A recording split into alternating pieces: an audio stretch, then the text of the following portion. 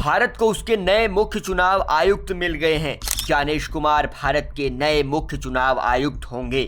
मौजूदा मुख्य चुनाव आयुक्त राजीव कुमार 18 फरवरी को रिटायर हो रहे हैं। ज्ञानेश कुमार अभी तक चुनाव आयुक्त की जिम्मेदारी संभाल रहे थे। उनके नाम पर मुख्य चुनाव आयुक्त को चुनने वाली समिति ने मुहर लगा दी है। इसके साथ ही डॉक्टर विवेक जोशी को चुनाव आयुक्त के पद पर चुना गया है। अब नए मुख्य चुनाव आयुक्त के बारे में जानिए कि कौन है ज्ञानेश कुमार, कहां से ज्ञानेश कुमार की पढ़ाई लिखाई हुई और इससे पहले वो करते क्या थे। सब कुछ समझिए इस टाइमलाइन से। ज्ञानेश कुमार ने आईआईटी कानपुर से बीटेक किया है। ज्ञानेश कुमार उत्तर प्रदेश के आगरा के रहने वाले हैं। उनके पिता डॉक्टर और दादा एक स्वतंत्रता सेनानी थे।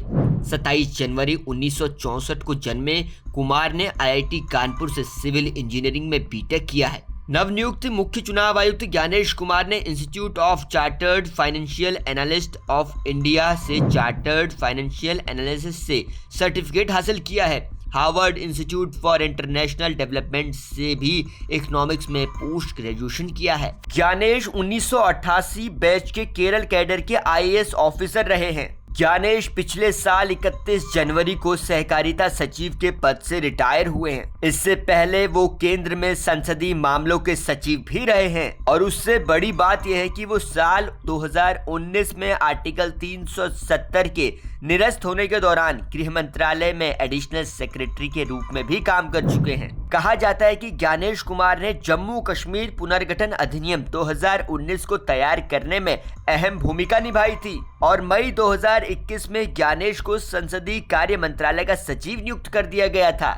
ज्ञानेश लंबे समय से सरकार के कामों में एक्टिव रहे हैं। आपको बता दें कि ज्ञानेश कुमार ने मई 2022 में केंद्रीय सहकारिता मंत्रालय के सचिव की भूमिका संभाली थी। उन्होंने संसदीय कार्य मंत्रालय के सचिव का अतिरिक्त प्रभार भी अपने पास रखा था। सहकारिता मंत्रालय में अपने कार्यकाल के दौरान ज्ञानेश ने बहुराज्य सहकारी समितियां संशोधन अधिनियम 2023 को लागू करने में खास भूमिका निभाई थी। वहीं ज्ञानेश कुमार यूपीए सरकार के दौरान 2007 से 2012 तक रक्षा मंत्रालय में संयुक्त सचिव के पद पर भी काम कर चुके हैं। ज्ञानेश कुमार का दोनों सरकारों के साथ, चाहे वो कांग्रेस की सरकार हो चाहे बीजेपी की सरकार हो, दोनों सरकारों में काम करने का अनुभव है। फिलहाल नए मुख्य चुनाव आयुक्त के रूप में उनका कार्यकाल 26 जनवरी 2029 तक रहेगा। इस दौरान वो आयोग का नेतृत्व करेंगे। इस अवधि में 20 विधानसभा चुनाव, 2027 में राष्ट्रपति और उपराष्ट्रपति के चुनाव भी होने हैं। साथ ही 2029 के लोकसभा चुनावों को लेकर तैयारियां भी करनी है। तो इसका मतलब ये है कि ज्ञानेश कुमार आगे बड़ी जिम्मेदारी उनको मिलने जा रही है। अब आगे ये भी समझिए कि ज्ञानेश कुमार के नाम की नियुक्ति कैसे हुई। आपको बता दें कि प्रधानमंत्री नरेंद्र मोदी की अध्यक्षता वाली समिति ने ज्ञानेश कुमार को देश का नया मुख्य चुनाव आयुक्त नियुक्त किया है। समिति में गृह मंत्री अमित शाह और विपक्ष के नेता राहुल गांधी भी मौजूद थे, जिन्होंने इस पर फाइनल मोहर लगाई है। लेकिन राहुल गांधी ने समिति की संरचना पर आपत्ति जताते हुए नामों की सूची को ही खारिज कर दिया था, जिसके बाद बवाल भी होने लगा। और अब कहा जा रहा है कि राहुल गांधी ने इन सूची पर आपत्ति भी जताई थी। आपको बता दें कि प्रधानमंत्री नरेंद्र मोदी और गृह मंत्री अमित शाह ने ज्ञानेश कुमार के नाम पर जैसे ही सहमति जताई और राष्ट्रपति को उनके नाम की सिफारिश भेजी, तो राहुल गांधी ने इसका विरोध कर दिया। राहुल गांधी ने कहा कि नियुक्ति की प्रक्रिया की बुधवार को सुप्रीम कोर्ट में होने वाली सुनवाई तक के लिए टाल दिया जाए। इसके अलावा बड़ी बात यह भी कि राम मंदिर के मामले से भी जुड़े हैं ज्ञानेश कुमार। कैसे, वो आगे समझिए। जम्मू कश्मीर को लेकर धारा 370 हटाने के दौरान ज्ञानेश कुमार की भूमिका बहुत अहम मानी गई। अगस्त 2019 में वो गृह मंत्रालय में कश्मीर डिवीजन में संयुक्त सचिव थे।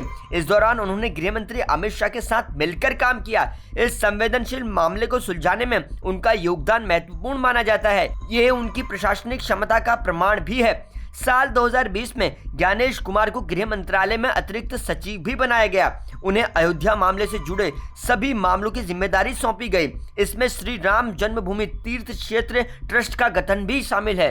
सुप्रीम कोर्ट के फैसले के बाद के सभी काम उनकी देखरेख में हुए हैं और ये एक और महत्वपूर्ण भूमिका थी जिसे उन्होंने सफलतापूर्वक निभाया है। एक तरफ देश को उसके नए मुख्य चुनाव आयुक्त ज्ञानेश कुमार मिल गए हैं, तो दूसरी तरफ आज सीईसी राजीव कुमार रिटायर भी हो जाएंगे और वहीं कांग्रेस अब इसका विरोध करने लग रही है।